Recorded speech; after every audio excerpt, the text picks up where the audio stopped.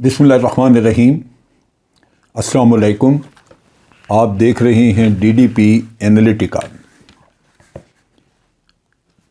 फातिमा भुट्टो जो कि मुर्तज़ा भुट्टो की बेटी हैं, वो बहुत कुछ लिखती भी रहती हैं, उन्होंने किताबें भी लिखी हैं, एक सुलझी हुई पढ़ी लिखी खातून हैं और वक्तन फ़क्तन ट्वीट भी करती हैं। उन्होंने एक ट्वीट की अभी कुछ दिन पहले, जिसमें उन्होंने ये कहा कि मुझे यूँ लगता है कि जिस तरह उनके दादा जुल्फ़िकार अली भुट्टो का जुडिशल मर्डर यानी अदालती कत्ल किया गया था, उसी तरह इमरान खान का भी अदालती कत्ल किया जाएगा। ये बात जो है इनके अलावा और भी लोग कर चुके हैं, लेकिन जो वजह इसकी समझ आती है वो ये है कि आज भी इस मुल्क में कानून और आइन का राज नहीं है, बल्कि ज़ोर ज़बरदस्ती से काम चलाया जाता है। मैं एक ट्वीट देख रहा था मोहतरम नईम बुखारी साहब की। उन्होंने लिखा कि इतना लंबा चौड़ा आइन लिखने की ज़रूरत थी क्या? एक लाइन लिख देते, जिसकी लाठी उसकी भैंस। सो वो जो माहौल है जिसमें कि आइन और कानून उसका अमल दखल कम और ज़ोर ज़बरदस्ती का ज़्यादा दौर दौरा है, उससे ये शुबा पड़ता है कि शायद इस तरह का कोई अमल हो सके। यहाँ पे कानून वगैरह की बात तो दूर की रही, जिस तरह इमरान खान के ऊपर दहशतगर्दी का मुकदमा बनाया गया, दहशतगर्दी की तारीफ़ कौन नहीं जानता। आप देखिए कि अगर आप इस तरह किसी की छोटी मोटी तकरीर जो कि वो कानूनन किसी के ख़िलाफ़ चाराजोई करना चाहता है, उसका बहाना लेके दहशतगर्दी की दफ़ा लगवा दें, तो दर हकीकत आप अपने ही कानून को कमज़ोर कर रहे हैं और आम आदमी के लिए मसाइल पैदा कर रहे हैं। लेकिन लाजमी बात है कि अदालतें समझती हैं कि ये कानून ऐसा नहीं है कि किसी की तकरीर पे लागू कर दिया जाए। सो ये जो इस तरह की आपको हैंडलिंग नज़र आती है मामलात की, जहाँ एक हुकूमत ये जानती है, ये समझती है कि आज अवाम ने उनको रिजेक्ट किया हुआ है, अवाम उनके साथ नहीं है, और एक जमहूरी अमल जिस तरह के इलेक्शन होते हैं, एक जमहूरी तरीका, अगर वो इलेक्शन करवा दिए जाएं तो सवाल ही पैदा नहीं होता कि ये इलेक्शन जीत सकें। लिहाजा इनके लिए ज़रूरी है कि ये और रास्ते इख्तियार करें। और मैं जैसे पहले भी कह चुका हूँ कि जितने भी रास्ते और इख्तियार किए जाएं जिसमें डिस्क्वालिफ़िकेशन वगैरह है, तो डिस्क्वालिफ़िकेशन भी आज इमरान खान की मकबूलियत को नहीं रोक सकती। सो वहाँ से तक़वियत मिलती है फातिमा भुट्टो के इस ट्वीट को कि अगर इमरान खान को डिस्क्वालीफाई करके घर बैठा दिया जाए तो तब भी अवाम उसकी आवाज़ पे लब्बैक कहेंगे और वो 2/3 मेजॉरिटी ले जाएगा। लिहाजा वही बात फिर आ जाती है कि फिर उसको रास्ते से हटाया जाए। वक्तन फ़क्तन हम बाज़गश्त सुनते हैं इलेक्शंस की। अभी आजकल कहा जा रहा है कि मामलात बेहतरी की तरफ बढ़ रहे हैं, बिलाखिर इलेक्शन जल्दी हो जाएंगे। लेकिन इन सारी बातों में डिसेप्शन का एलिमेंट भी हो सकता है कि आप वक्ती तौर पे कोई ऐसी र्यूमर्स, ऐसी बातें चला दें जिससे कि कुछ ज़ोर कम हो जाए, पब्लिक का प्रेशर कुछ कम हो जाए, लेकिन आप उसमें टाइम गेन करते रहें और इलेक्शन आप फिर अपनी मर्ज़ी से करवाएं। लिहाजा ये सूरत हाल हो सकती है। इसलिए मैं इस सूरत हाल में फातिमा भुट्टो की इस ट्वीट का तज्ज़िया करना चाहता हूँ। तज्ज़िया मवाज़ना है आज के हालात का और उस वक्त के हालात का, और फिर दोनों की पर्सनैलिटी और दोनों के कामों का कि जुल्फ़िकार अली भुट्टो क्या चीज़ थे और इमरान खान क्या चीज़ है। जहाँ तक हालात का ताल्लुक़ है, उस वक्त माशाल्लाह था और जनरल ज़ियाउल हक़ उस वक्त हुकूमत में थे और उनको पता था कि भुट्टो एक बदला लेने वाला आदमी है जो कि कीना रखता है और छोड़ेगा नहीं। लिहाजा उस ज़माने में ये मिसल मशहूर थी, ये कहा जाता था कि कब्र एक है और آدمی دو یعنی مردے دو ہیں. سو اس لحاظ سے غالباً یہ چیز ایک مسلمہ تحریر تھی لکھی ہوئی کہ جس کے پاس طاقت ہے وہ دوسرے کو ضرور قبر تک پہنچائے گا، ورنہ زندہ رہنے میں پھر بھٹو جو ہے وہ ضیاء الحق کو قبر تک پہنچا دیتا. سو ایک تو یہ مسئلہ ہے. اور آج ماشاء اللہ نہیں ہے، آج صورتحال مختلف ہے. عدالتوں پہ پریشر ہو سکتا ہے، لیکن اگر عدالتیں وہ پریشر نہ مانیں تو آج ان کو کوئی نقصان نہیں پہنچا سکتا.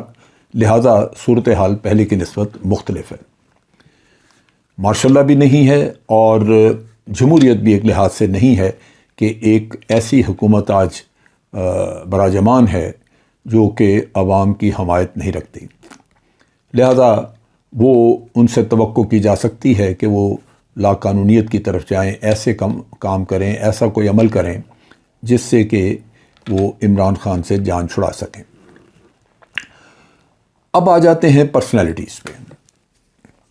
عوام میں فالوئنگ ایک وقت پہ بھٹو کی بھی اسی طرح تھی، اور لوگ بھٹو کے لیے کوڑے بھی کھاتے تھے، جان دینے کے لیے بھی تیار تھے. بہت اس کے اب کہہ لیجئے کہ ایوب خان کے دور میں اس کی مقبولیت شروع ہوئی اور وہ 7ویں آسمان تک گئی، اتنی زیادہ مقبولیت تھی.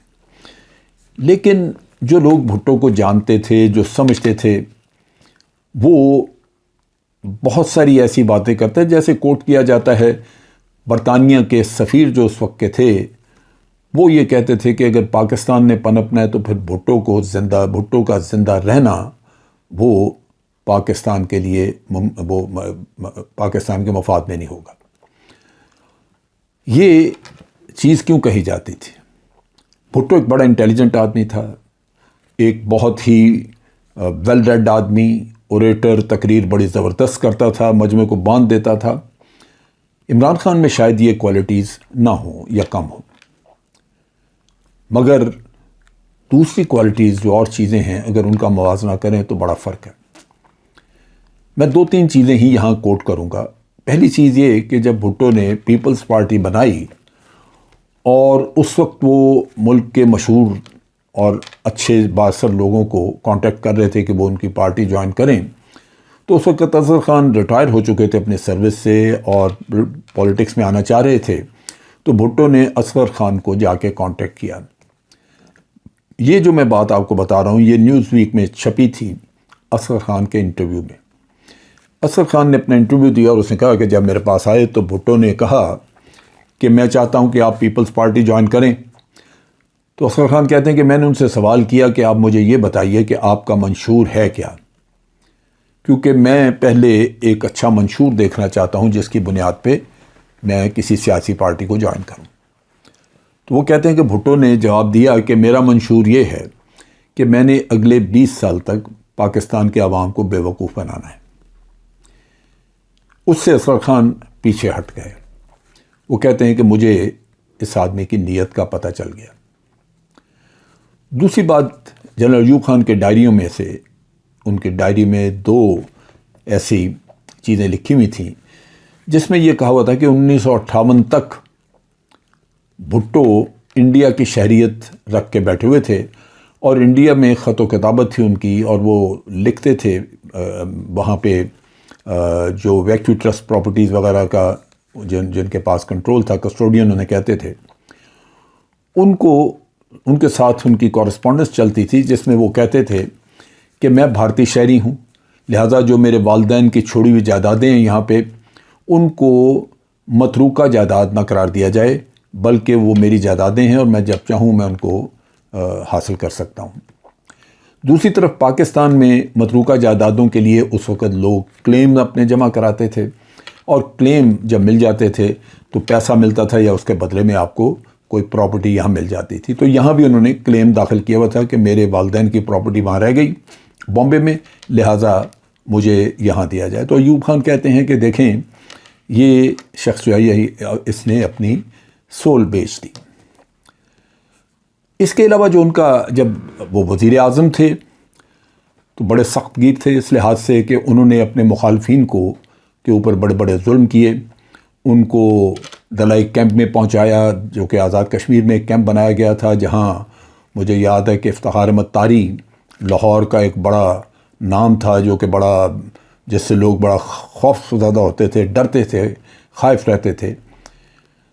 اس شخص کو بھی اٹھا کے تو جب دلائی کیمپ بھیجا گیا تو چند دن دلائی کیمپ سے گزارنے کے بعد وہ واپس آیا تو وہ اس حال میں نہیں تھا کہ سیاست جاری رکھ سکے. ہارون رشید صاحب نے اپنے ایک پروگرام میں ایک دفعہ بتایا کہ بھٹو کے اوپر تقریباً 22 افراد کے قتل کا بھی الزام تھا، جس میں جیسے خواجہ سعد رفیق کے والد کا ہے، یا ہمارے محترم احمد رضا قصوری صاحب جو ہیں، وہ اس بات کا بالکل ان کو قطعاً کو شک نہیں ہے کہ ان کے والد کو اے ایس ایف کے ذریعے ذوالفقار علی بھٹو نے مروایا تھا. اب اگر ان ٹریڈز کا موازنہ کریں تو یہ ٹھیک ہے کہ لیڈرشپ کوالٹیز بھٹو میں زیادہ تھیں، لیکن ان میں نیگیٹیوٹی بہت تھی. جبکہ اگر آپ عمران خان کا موازنہ کریں تو ایک کھلاڑی ہے، ایک سپورٹس مین ہے، جس کے اندر ایک اسپرٹ ہے، اور وہ نیگیٹیوٹیز نہیں ہیں. وہ اتنا بڑا اوریٹر نہیں ہے، اتنا بڑا ویل ریڈ آدمی نہیں ہے، اور بھٹو صاحب کی طرح وہ اتنا لادینیت کی طرف یا اس طرف بھی مائل نہیں. وہ اس میں لازماً وہ کچھ نہ کچھ آپ کہہ لیجئے کہ مذہب کی طرف مائل بھی موجود ہے.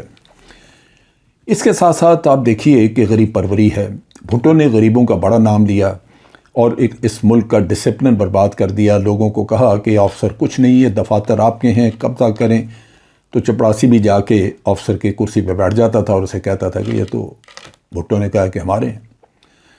لیکن یہاں پہ سب سے پہلے حکومت میں آتے ہی عمران خان نے پناہ گاہیں بنائیں اور سڑک پہ سونے والوں کو یہ میسج دیا کہ آج سے آپ سڑک پہ نہیں سوئیں گے، یہ پناہ گاہیں موجود ہیں، آپ وہاں جا کے رات گزار سکتے ہیں. اور پھر کھانے پینے کا انتظام وہاں پہ ہوا. یہ وہ چیزیں ہیں جو کہ میں سمجھتا ہوں جس نے بھی کی زندگی میں اس نے دنیا اور آخرت دونوں کو حاصل کیا. پھر عمران خان ایک پرخلوص آدمی ہے، اس کی وطن کے ساتھ یگانگت محبت اس میں شک نہیں ہے، اور کوئی ایسا مقدمہ نہیں ہے جہاں یہ کہا جا سکے کہ اس کے اوپر بھی 22 قتل یا 22 لوگوں کو مروانے کا الزام ہے. 22 تو چھوڑ دیجئے، ایک کا بھی الزام نہیں ہے. تو میں سمجھتا ہوں کہ قوائف بالکل اگر آپس میں ان کا موازنہ کریں تو بہت مختلف ہیں، اور ایسی کوئی بھی چیز نظر نہیں آتی جہاں یہ کہا جا سکے کہ عمران خان کے ساتھ بھی وہی کچھ ہو سکتا ہے جو ذوالفقار علی بھٹو کے ساتھ ہوا تھا. بہرصورت بدقسمتی اگر ہو اور اس میں کسی کے ساتھ کوئی حادثاتی مسئلہ آ جائے، یا یہ کہ کوئی حکومت ہر طرح کا غیر قانونی حربہ کرنے کو تیار ہو صرف اس لیے کہ وہ اس کو کہیں سے بچ نکلنے کا اشارہ ہو، تو پھر یہ چیزیں ہو سکتی ہیں. ورنہ بالعموم جو آج حالات ہیں، جو ماحول ہے، اس میں یہ بہت مشکل ہے، بلکہ میں یہ کہوں گا کہ ناممکن ہے کہ عمران خان کا کوئی عدالتی قتل کروا سکے. آج کے لیے اتنا ہی. فوج پاکستان زندہ باد، پاکستان پائندہ باد.